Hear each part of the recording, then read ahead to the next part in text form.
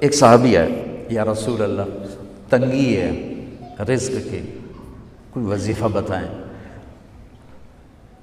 کتنے لمبے لمبے وظیفے لوگ پڑھ رہے ہیں کہ کاروبار کھل جائے اور روزی بڑھ جائے، کتنے لمبے چوڑے، کتنے کتابوں میں ایڈے ایڈے بڑے وظیفے لکھے پہ، پڑھوں جی مندہ بڈھا ہو جائے۔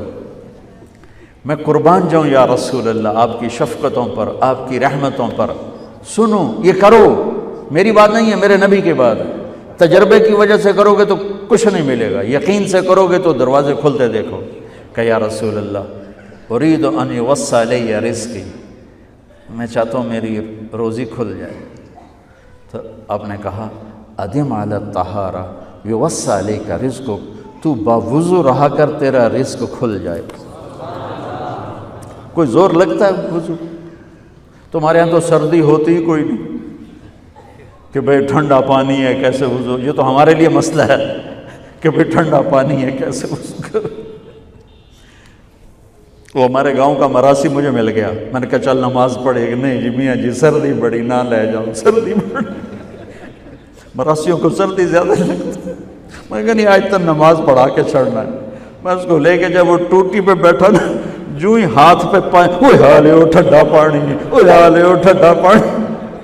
تمہارے لیے تو یہ مسئلہ بھی نہیں کہ ٹھنڈا پانی۔ میرے نبی کی یہ سارا مجمع لے لو، یہ اوپر مستورات لے لیں، ادم علی الطہارہ یوسع علیک رزقک، میرے نبی نے فرمایا باوضو رہنا شروع کر دے، اللہ تیرا رزق کھول دے گا۔ اب یہ اللہ رسول کی آپس کی بات ہے تو میری بات ہوتی تو دیوار پہ مار دو، تجربہ کرو۔ نبی کی بات کو تجربہ کر کے نہیں کرتے، یقین کے ساتھ کرتے ہیں۔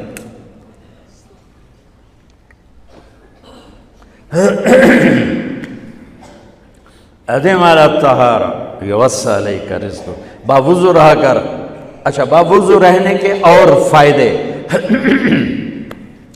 اللہ پیار کرتا ہے، شیطان ڈرتا ہے، اور وضو ہوگا تو نماز آپ ہی پڑھی جائے گی، چلو یار وضو ہے 4 فرض ہی پڑھ لو گی۔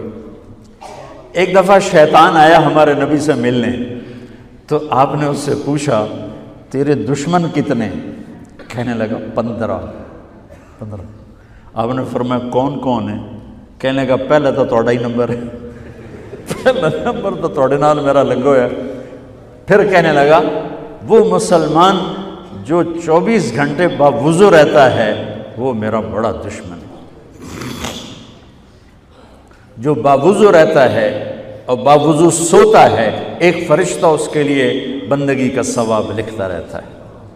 خیر واپس آتا ہوں، میرے نبی نے فرمایا 4 باتیں لے لو اور دنیا بھی تمہاری آخر، ساری PIA زندہ ہو جائے گی، ساری اکانومی زندہ ہو جائے گی، ساری معیشت زندہ ہو جائے گی۔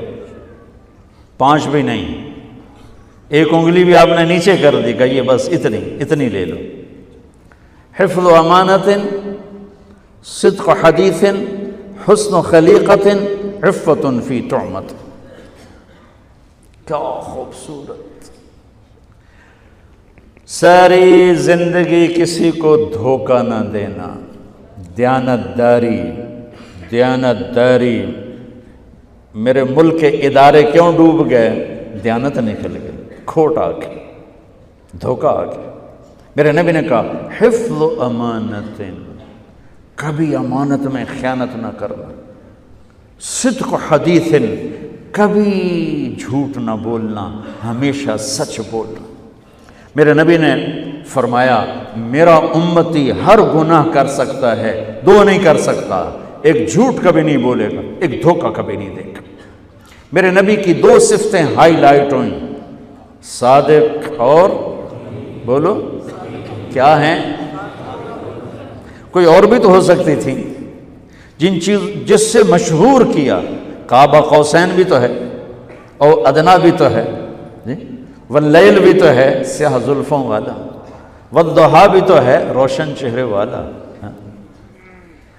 کس سے مشہور کیا؟ صادق امین۔ اگر آپ مجھ سے سوال کرو، میں ممبر رسول پہ بیٹھا ہوں، کہ مولانا صاحب سارے دین کو 2 لفظوں میں بتاؤ، ساری شریعت کو، تو میرے پاس 2 لفظ ہیں، سچائی اور امانت داری۔ آپ مجھ سے سوال کرو مولانا صاحب ساری دنیا کے کفر کو بتاؤ، تو میرے پاس 2 لفظ ہیں، جھوٹ اور دھوکے بازی۔ جھوٹ اور خیانت، پوری دنیا کا کفر ان کے اندر چھپا ہوا ہے، سچائی اور دیانتداری، پوری دنیا کا اسلام اس کے اندر چھپا ہوا ہے۔ دیانت اور سچائی یہ بیج کی طرح ہے، اور پورا اسلام پھر باغ بن کے پھلتا پھولتا ہے۔ جھوٹ اور دھوکہ یہ بھی بیج کی طرح ہے، پھر اس سے کفر کا جنگل کانٹوں بھرا جنم لیتا ہے۔ میرے معاشرے سے جھوٹ نکل جائے، دھوکہ نکل جائے، یہ پاکستان جنت کا ٹکڑا ہے۔ اور یہ حکومت کے بس کا نہیں ہے کہ وہ سب کو سچ بلوائے، یہ مجھے کرنا ہے، یہ مجھے کرنا ہے، میں نے اور آپ نے اس کو شروع کرنا ہے۔ حضرت جریر بن عبداللہ یہ یمن کے شہزادے تھے، آخری حج پہ مسلمان ہوئے، اپنے نوکر سے فرمایا گھوڑا خرید کے لا، میں پیسے یہاں پیمنٹ کروں گا۔ وہ منڈی میں گیا، 300 روپے کا گھوڑا لے کر آیا۔ جب انہوں نے گھوڑوں کو دیکھا تو وہ قیمتی تھا، مالک کو پتہ نہیں تھا، اور یہ گھوڑوں کی نسل کے پہچاننے والے اس سے کہنے لگے تیرے گھوڑے کے 400 کر دوں؟ کر دو۔ بڑا حیران ہو کے دیکھنے لگا، بھائی کی آپ تو مجھے چیز خریدنی ہے تو میں گھٹاتا ہوں، اور اجمل نے بیچنی ہے تو یہ اس کی قیمت بڑھاتا ہے، اور یہاں خریدار کہہ رہا ہے 400 کر دوں؟ وہ کہنے لگے کر دو۔ کہ 500 کر دوں؟ کہنے لگا کر دو۔ کہ 600 کر دوں؟ وہ تھوڑا تھوڑا گھبرانے لگا، بھائی یہ چکر کی ہے۔ 700 کر دوں؟ 800 کر دوں؟ وہ کہنے لگا حضور تسی لینا تو لو، پر میرا مذاق تھا نا، تسی اڑاؤ، کدی لین والے بھی پیسے بتائے، تسی میں نے 300 دے میں جاواں۔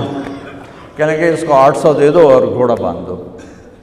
وہ حیران، خوشی سے چھلانگے مارتا ہوا گیا۔ تو جب وہ چلا گیا تو نوکر نے پوچھا میں جب 300 میں سودا کر کے آیا تھا تو 500 کس خوشی میں بڑھائے؟ فرمایا میرے بھائی اس کے گھوڑے کی قیمت 800 تھی، 300 نہیں تھی، اور میں نے نبی کے ہاتھوں میں ہاتھ دے کے یہ وعدہ کیا تھا زندگی بھر کسی کو دھوکہ نہیں دوں گا، سب کی خیر خواہی چاہوں گا۔ تو بھائیو میرے اداروں میں کس ٹیلنٹ کی کمی نہیں، صلاحیتوں کی کمی نہیں، دیانت کی کمی ہے، قوت عمل کی کمی نہیں، سچائی کی کمی ہے۔ حجاج بن یوسف ایک ظالم گورنر گزرا ہے، اس کے خلاف بغاوت ہوئی، وہ ناکام ہو گئی۔ تو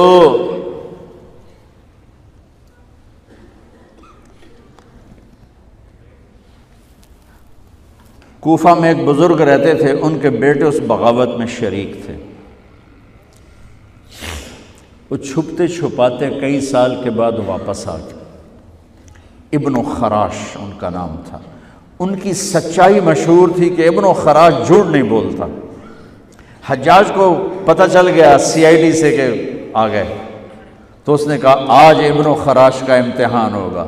اس کو کھانے پہ بلایا، عنوان ہی نہیں بنایا تفتیش کا، کھانے پہ بلایا اور کھانا شروع ہو گیا۔ باتوں باتوں میں کہتا ہے ابن خراش آپ کے بیٹے ہمارے خلاف لڑ کے بھاگ گئے تھے، کوئی پتہ ہے؟ تو ابن خراش ہنس پڑے، کہنے لگے حجاج زندگی موت تو اللہ کے ہاتھ میں ہے، گھر آئے بیٹھے۔ تو اس نے کہا تیری سچائی کو سلام کرتا ہوں، اگر تو جھوٹ بولتا یہیں تیرا سر اتارتا، پھر تیرے بیٹوں کا جاؤ سلام ہے تیری سچائی کو، تیرے بیٹے تجھے مبارک ہوں، مسلمان جھوٹ نہیں بولتا۔ میرے نبی سے پوچھا گیا یا رسول اللہ کیا مسلمان بزدل ہو سکتا؟ کہا کیا مسلمان بخیل ہو سکتا؟ آپ نے کہا۔ پھر پوچھا گیا جھوٹ بول سکتا؟ کہا نہیں، جھوٹ نہیں بول سکتا۔ تو 2 باتیں حدیث پاک کی، صدق و حدیث، حفظ و امانت، یہ 2 باتیں زندہ ہو جائیں تمہارے سارے ادارے زندہ ہو جائیں۔ ہم نقصان سے نکل کر نفع میں آ جائیں گے، نفع میں آ کر اوروں کو دینے والے بن جائیں گے۔ اس ملک میں اتنے خزانے اللہ نے چھپائے ہیں، اور اس ملک میں اتنے اللہ نے استعداد والے لوگ پیدا فرمائے ہیں۔ صرف 2 چیزوں سے ہم مار کھا رہے ہیں، ہمارے جو ادارے ڈوب رہے ہیں، وہ گلگت سے لے کر گوادر تک، اس میں وسائل کی کمی نہیں، سچائی کی کمی ہے، دیانتداری کی کمی ہے، اور یہ ریلیٹڈ ہے رب ہونے کے ساتھ، کہ ہم نے اللہ کے رب ہونے میں شک کیا تو ہم غلط راہوں پہ چل پڑے۔